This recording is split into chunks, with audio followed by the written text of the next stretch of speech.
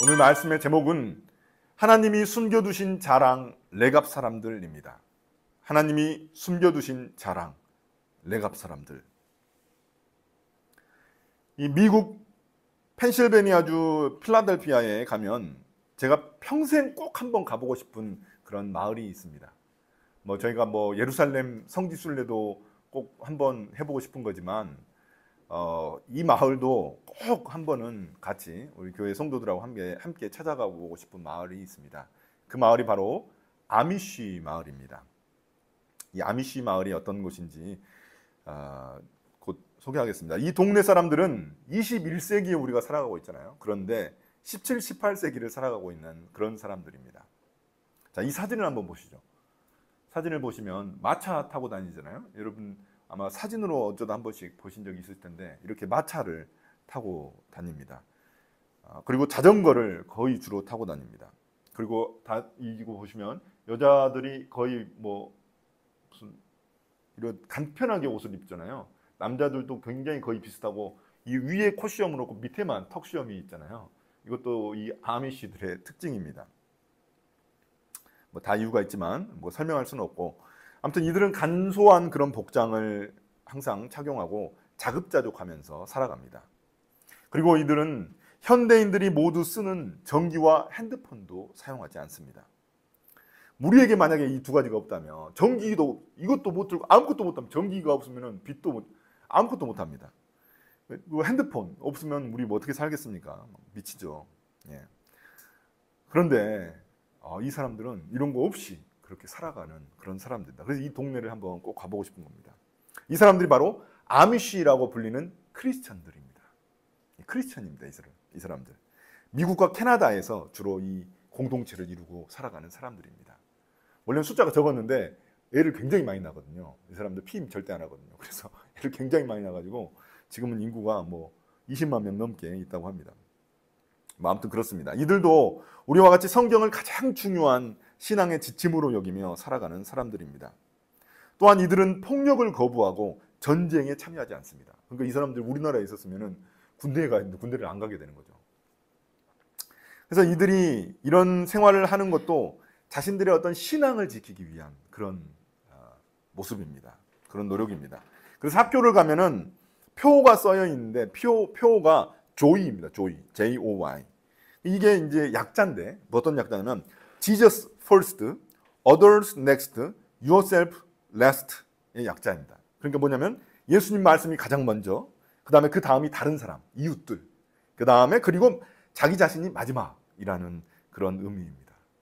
이렇게 살아가는 사람들입니다. 여러분 못 살 것 같죠? 내가 저기서 태어나면 나는 여기서 계속 어떻게 살지? 이런 생각이 들죠. 그런데 놀라운 것은 이들이 이렇게 살아가는 모습이 강제가 아니라 자발적 선택에 의한 것이라는 점입니다. 이들이 16살 청소년이 되잖아요. 그러면 세상으로 나갈 수가 있습니다. 그 동네 말고 밖에 나가가지고 경험하고 싶은 거 마음껏 경험하게 됩니다. 그리고 나서 그들이 돌아와서 이제 평생 아미시로 살지, 이 동네에서 아미시로 살지, 아니면 이 공동체를 떠날지를 결정하게 됩니다. 또 떠난 사람은 언제든지 다시 돌아올 수 있습니다. 받아줍니다. 그런데 놀랍게도 공동체에 남는 비율이, 이 16세 이제 그들이 결정하는 비율이 아미시로 남기로 결정하는 비율이 80~90% 정도 된다고 합니다. 우리가 볼 오늘 말씀에도 이들과 비슷한 사람들이 등장합니다. 그들이 누구일까요? 레갑 사람들입니다. 먼저 오늘 말씀의 배경은 여호야김 때입니다. 그는 여호아하스, 여호야김, 시드기야. 여러분 기억하시죠? 이제 요시아 왕부터 여호아하스, 여호야김, 시드기야입니다. 그는 여호야김 때입니다. 그는 여호아하스 이후에 유대의 왕이 되어서 11년 동안 통치했습니다.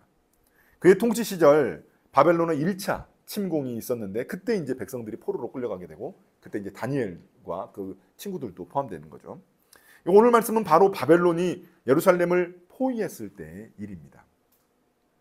34장은 유다의 마지막 왕인 시드기야 왕 이야기입니다. 그리고 37장도 시드기야 왕 이야기입니다. 이 두 개는 연결되어 있습니다. 그런데 그 중간에 35장과 36장이 끼어 들어가 있습니다. 그러니까 어떤 이유가 있는 거죠. 35장과 36장이 왜 중간에 갑자기 이야기를 끊고 이 이야기를 두 개를 집어넣었을까가 이제 궁금한 거죠. 그 두 개의 이야기가 들어가 있습니다. 여호야김 때의 이야기입니다. 그 이유가 무엇일까요? 왜냐하면 하나님은 유다를 심판하실 수밖에 없는 이유를 이 35장 36장을 통해서 설명하시고자 하신 것입니다. 도대체 무엇 때문에 유다는 멸망할 수밖에 없었을까요? 유다는 시드기야 왕 때 갑자기 멸망이 결정된 게 아닙니다. 시드기야 왕 때 너무 막 백성들이 죄를 지어가지고 이때 내가 멸망시켜야 되겠다 해가지고 하나님이 멸망시키신 게 아닙니다. 그 전부터 하나님은 수없이 예레미야를 통해서 경고하시고 돌이키라고 말씀하셨습니다. 그중 하나가 바로 35장입니다. 34장에 나온 유다 백성들의 그 모습과 대조하기 위해 35장이 들어가 있는 것입니다. 36장이 끼어 들어가 있는 거죠. 그래서 35장, 36장에는 예레미야의 상징 행동이 등장합니다. 하나님은 이러한 예레미야의 상징 행동을 통해서, 상징 행위를 통해서 유다 백성들에게 하나님의 메시지를 전달하시고자 하시는 것입니다. 오늘 말씀에서 하나님은 예레미야에게 레갑 사람들을 성전 안으로 불러들이라고 말합니다. 그 성전 안에는 이제 창고도 있고 또 어떤 방들도 있는데 이제 그 제사장들이 머물 수 있는 방이나 이런 것들이 있는데 그 방에 이제 이 레갑 사람들을 초대합니다. 근데 그 방에 이제 들어가 봤더니 포도주가 쫙 준비되어 있는 거예요. 그래서 이 포도주를 그들에게 마시도록 이렇게 예레미야에게 권하라고 명령하십니다. 하나님이 왜 이런 명령을 하셨을까요? 레갑 사람들에게 왜 이런 명령을 하셨을까요? 우선 우리가 레갑 사람들이 어떤 사람들인지를 알아봐야 합니다. 레갑이란 뜻은 낙타를 타는 자라는 의미입니다. 낙타를 타는 자. 레갑 사람들이 유목민이라는 그런 의미입니다. 그들의 조상은 겐 족속으로서, 겐 족속이 어떤 족속이냐면 미디안 광야 시절 모세의 장인이 바로 겐 족속입니다. 이 족속은 이스라엘 민족이 가나안 땅에 이제 입성할 때 그때 함께 들어와서 살게 된 그런 족속입니다. 원래 이방 족속인데 가나안 땅에 들어갈 때는 이제 모세의 장인 그 족속들이 함께 이렇게 포함됐던 것이죠. 이 족속이 중요하게 등장하는 때가 레갑의 아들 요나답 때입니다. 요나답 혹은 여호야답은 열왕기 하 10장에 등장하는 인물인데요. 요나답은 예후와 함께 합력하여서 아합 왕의 바알 숭배자들을 모두 척결한 그런 인물입니다. 이 아합 왕 아시죠? 이세벨과 아합 왕, 아주 최악의 그 우상 숭배자 왕인데 이들을 척결하는 데 있어서 이제 쓰임 받았던 인물이 바로 요나답입니다. 그럼 그는 예후가 왕이 되는 데 있어서 1등 공신인 거죠. 그런데 그럼에도 불구하고 그는 초야로 떠나가지고 거기에 머무릅니다. 그러면서 자신과 자신의 후손들이 대대로 지켜야 할 몇 가지 사항을 만듭니다. 크게 보면 3가지입니다. 첫째, 포도주를 마시지 못하게 합니다. 둘째, 그러니까 포도원도 만들지 못하고 포도주도 만들지 못합니다. 둘째, 집을 짓지 못하게 합니다. 셋째, 농사를 짓지 못하게 합니다. 자, 그럼 할 수 있는 게 뭘까요? 포도주도 못 마셔, 집도 못 져, 농사도 못 져. 그럼 할 수 있는 게 뭘까요? 유목민 생활을 할 수밖에 없는 것입니다. 그가 자신의 후손들에게 이런 명령을 내린 이유가 무엇일까요? 신앙의 순수성을 지키기 위해서입니다. 그는 가나안 땅에 정착한 이스라엘 백성들이 너무나 쉽게 우상 숭배에 빠지는 모습을 다 지켜봤습니다. 농사를 지으면 비가 중요한데 그 비를 내리게 하는 신이 바로 바알이었거든요. 가나안의 그 유명한 신 바알입니다.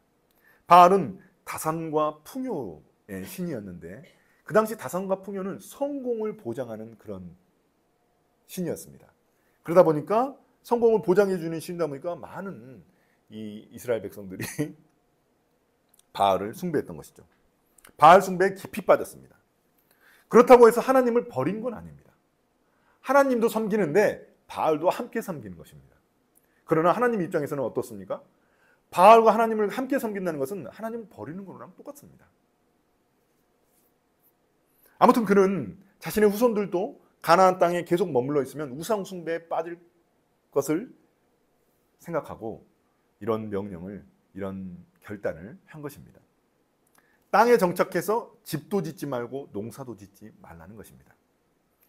먹고 사는 일을 오직 하나님께만 의존해서 유목 생활을 하라는 것입니다. 포도주를 마시지 않는 것도 이 세상과 구별된 삶을 살기 위해서입니다. 마치 성경에 나오는 나시린과 비슷합니다. 머리를 길지 못하게 하고 독한 포도주를 마시지 못하게 하는 그런 나시린 있지 않습니까? 이런 조상의 전통을 지키며 살아온 역사가 무려 이 요나답 때부터 지금까지, 지금 이 예레미야 때까지 250년의 세월이 흘렀습니다. 그 기간 동안 이 전통을 지킨 것이죠. 이런 삶이 쉬운 게 아닙니다, 여러분. 이 머물 집도 소유할 땅도 없이 떠돌아다니는 삶이 얼마나 불편하겠습니까? 당시 사람들은 이 포도주를 물처럼 마시던 사람들이거든요. 예수님도 포도주를 마셨으니까 그렇게 마셨던 사람들인데 그것을 마시지 않고 살아간다는 게 얼마나 어려운 일이었겠습니까? 그러나 그들은 꿋꿋이 그 조상의 전통을 지키며 살아갑니다. 신앙의 순수성을 지켜나가기 위해서입니다. 이 아미쉬랑 좀 비슷하죠. 그럼 하나님은 왜 이들에게 성전에서 포도주를 권하시는 것일까요? 분명히 이 사람들은 포도주를 마시면 안 되는 사람들이에요. 그런데 왜 하나님은 예레미야를 통해서 포도주를 마시라고 권했을까요? 그들을 시험하시기 위해서입니다. 단순히 그들을 넘어뜨리기 위한 그런 시험과 유혹이 아닙니다. 하나님은 절대 사람을 넘어뜨리기 위해서, 믿음을 빼앗기 위해서 유혹을 하시지 않습니다. 이것은 상징행위로서 유다 백성들에게 교훈을 주기 위한 것입니다. 그럼 이 시험에 대한 레갑 사람들의 반응은 어떨까요? 그들은 결코 이 시험에 넘어지지 않습니다. 그들은 자신들이 포도주를 마시지 않는 이유에 대해서 예레미야에게 분명히 설명합니다. 또한 자신들이 왜 조상의 전통대로 유목 생활을 하지 않고 지금 이 예루살렘 성에 머물러 있는지를 분명히 설명합니다. 그 이유가 뭐냐면 바벨론과 시리아 군대가 이 예루살렘을 침략했습니다. 그래가지고 밖에서 머물 수 있는 공간이 별로 없는 겁니다. 그래서 이 사람들이 이 전쟁을 피해서 잠깐 예루살렘 안에 들어와 살고 있는 것입니다. 머물고 있는 것입니다. 그럼 레갑 사람들이 이런 하나님의 시험을 피하는 게 쉬웠을까요? 이 시험을 넘어가는 게 쉬웠을까요? 결코 그렇지 않습니다. 레갑 사람들은 일시적이지만 자신들의 원칙 하나를 깨뜨렸습니다. 뭡니까? 예루살렘 안에서 지금 살아가고 있잖아요. 요거 일시적이지만 아무튼 깨뜨린 거거든요. 그럼 이제 어떤 생각이 들 수 있을까요? 벌써 하나 깨졌는데, 원칙 하나 깨졌는데, 그래, 포도주 마시는 건 그것까지 할 수 있지. 이렇게 생각할 수 있습니다. 네. 이런 생각할 수 있죠. 우리도 죄 지을 때 한번 무너지면 어떻습니까? 어차피 더럽혀진 몸인데, 어차피 죄를 지었는데, 좀 더 진다고 뭐가 달라지나? 이렇게 생각하고 멈추지 않을 때가 많이 있지 않습니까? 레갑 사람들도 충분히 그럴 수 있었습니다. 또한 그들은 예루살렘에 잠시 정착해 있을 때의 일입니다. 그러니까 뭘 보게 되나요? 사람들이 집에서 살고 있는 모습을 보게 되는 거죠. 좋은 집에서 살고 편안하게 살고 있는 모습, 또 농사 지으면서 풍성하게 먹거리를 만들어가지고 먹고 있는 모습, 이런 모습 다 보죠. 또 포도주를 마시면서 즐거워하는 그런 모습들을 다 봅니다. 그럼 어떤 마음이 들까요? 더 강한 유혹에 이들은 직면했을 겁니다. 자기들끼리 살았을 때는 보지 못하는 모습들이잖아요. 자기들끼리 살면 그런 모습들을 못 보니까 유혹도 없죠. 그런데 딱 봤더니 모습이 강한 유혹이 들 수 있습니다.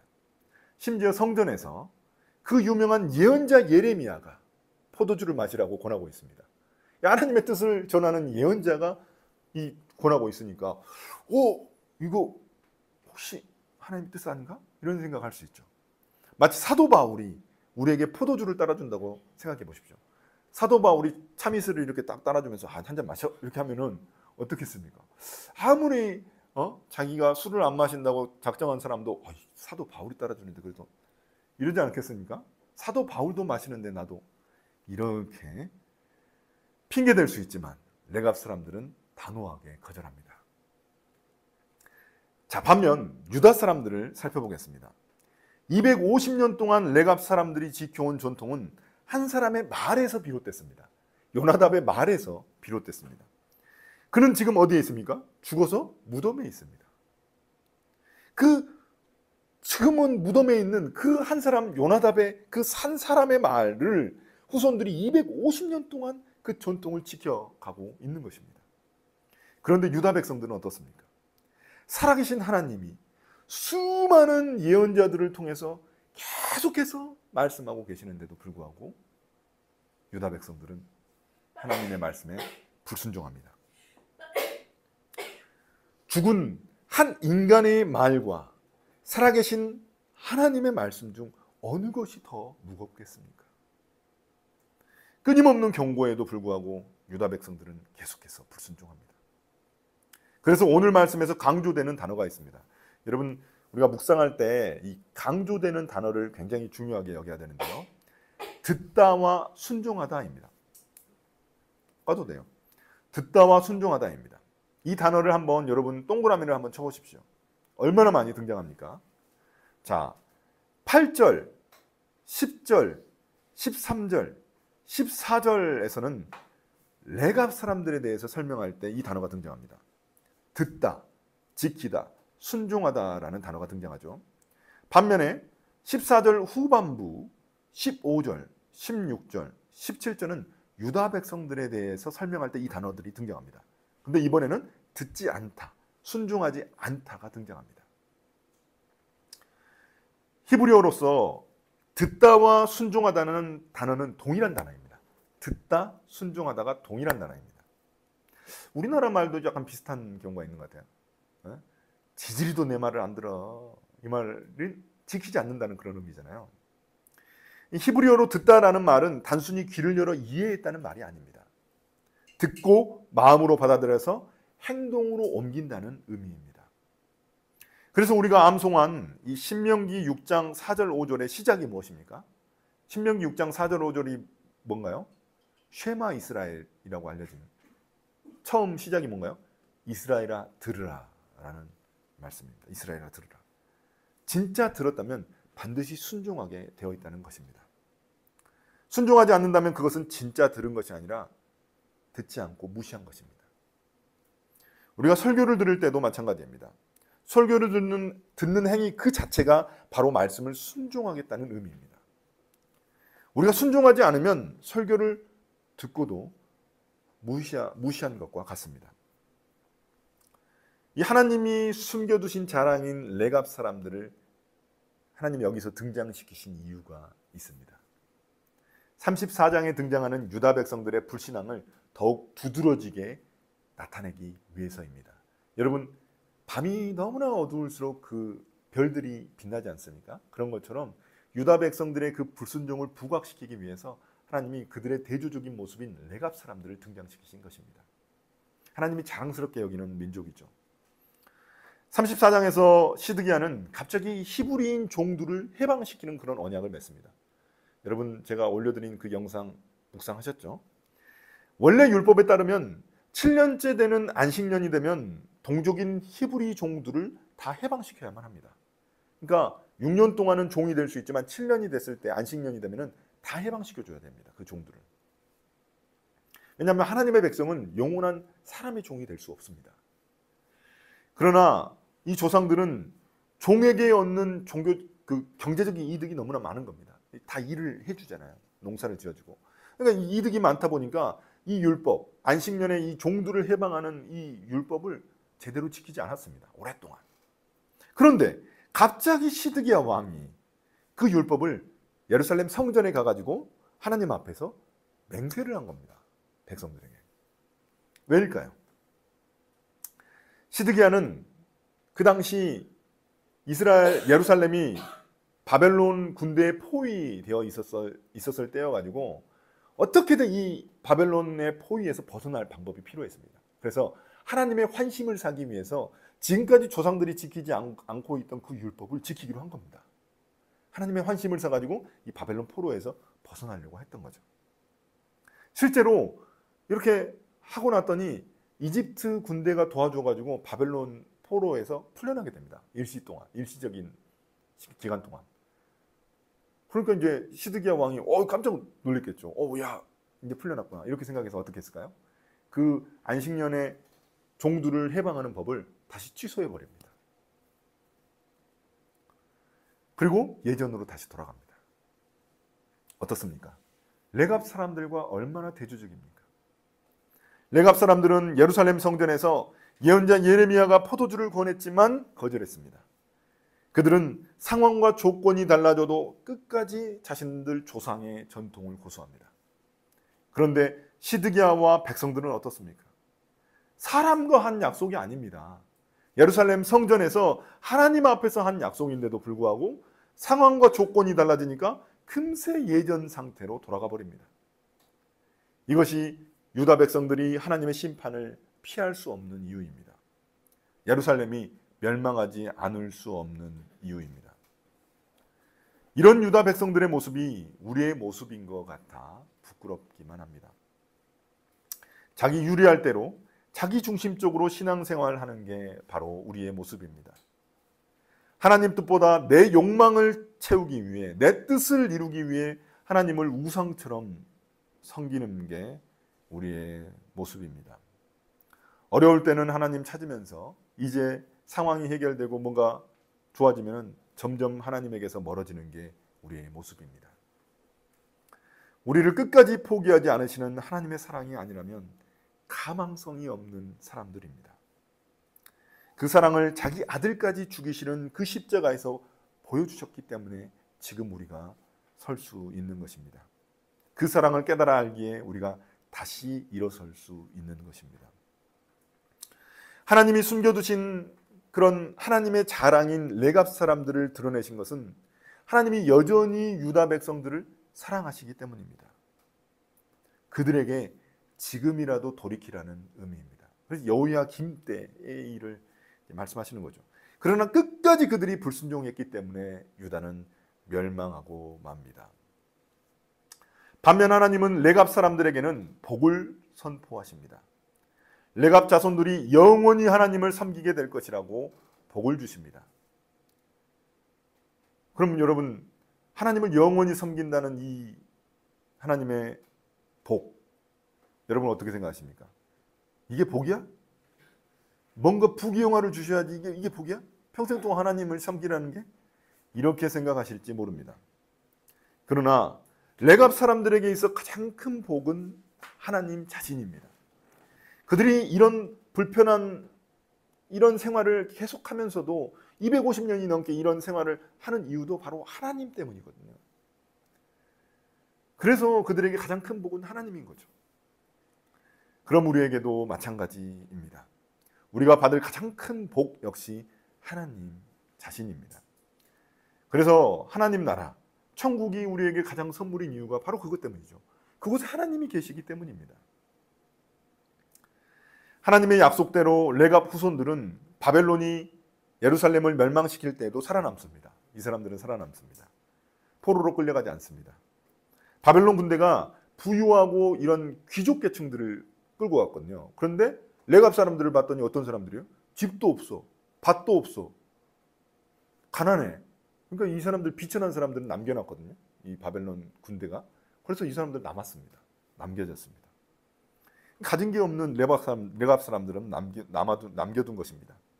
이 나중에 레갑 후손들은 이스라엘 백성들이 이제 예루살렘으로 다시 돌아올 때, 포로 생활에서 다시 돌아올 때도 그때도 중요한 역할을 합니다. 이 사람들 어떤 역할을 하냐면 느헤미야 3장 14절에 보면은 예루살렘의 남쪽 문을 보수하는 역할을 이들이 담당하게 됩니다. 왜냐하면 이들이 머물러 있었잖아요. 그 근처에서 여전히 유목 생활을 하면서 머물러 있었거든요. 더 놀라운 사실이 있습니다. 예수님이 탄생하실 때 제일 먼저 예수님의 탄생을 천사들이 알려준 사람들이 누굽니까? 목자들입니다. 예, 베들레헴의 목자들입니다. 그 베들레헴의 목자들이 누구일까요? 바로 레갑 사람들입니다. 레갑의 후손들입니다. 사랑하는 성도 여러분, 요새 제가 그 TV 보니까 요새 사람들이 쇼펜하우어에 완전히 미쳐 있다고 합니다. 서점에 가보면 쇼펜하우어 책이 넘쳐납니다. 쇼펜하우어의 인생 수업, 마흔에 있는 쇼펜하우어, 쇼펜하우어의 조언 등 이런 쇼펜하우어 책이 넘쳐납니다. 심지어 쇼펜하우어가 하는 말을 필사까지 하면서 마음에 새긴다고 합니다. 쇼펜하우어가 인생에 대해 하는 말이 현대의 그 불안증을 겪고 있는 사람들에게 마음의 위로를 준다고 합니다. 근데 쇼펜하우어는 비관주의자거든요. 근데 저도 이 찾아보니까 좋은 명언들이 많긴 하더라고요. 그러나 우리는 어떻습니까? 믿는 우리는 어떻습니까? 어찌 옛날에 죽은 그 철학자 쇼펜하우어의 말보다 살아계시고 영원하신 그 하나님의 말씀을 덜 무겁겠습니까? 그럼 오늘 말씀에서 하나님이 우리에게 원하시는 것은 무엇일까요? 한 단어입니다. 한 단어. 바로 순종입니다. 그것도 온전한 순종입니다. 순종이 뭐라고 제가 말씀드렸나요? 이 순종이라는 단어는 듣는다는 그 단어와 동일한 단어입니다. 하나님이 우리에게 요구하시는 것은 하나님의 말씀을 잘 듣고 마음에 새기는 것입니다. 하나님이 원하시는 것은 우리가 레갑 사람들처럼 아미쉬들처럼 세상 것들을 다 끊고 살라는 말이 아닙니다. 우리가 어떻게 살합니까? 아미쉬처럼 어떻게 살아요? 전기 끊고 자동차 안 타고 마차 타고 다니고 이렇게 어떻게 합니까? 중요한 것은 하나님이 우리에게 말씀하시는 것은 그들의 신실함을 배우라는 것입니다. 내가 좀 불편해도, 내가 좀 손해봐도 신앙을 위해 포기할 것은 과감히 포기하라는 것입니다.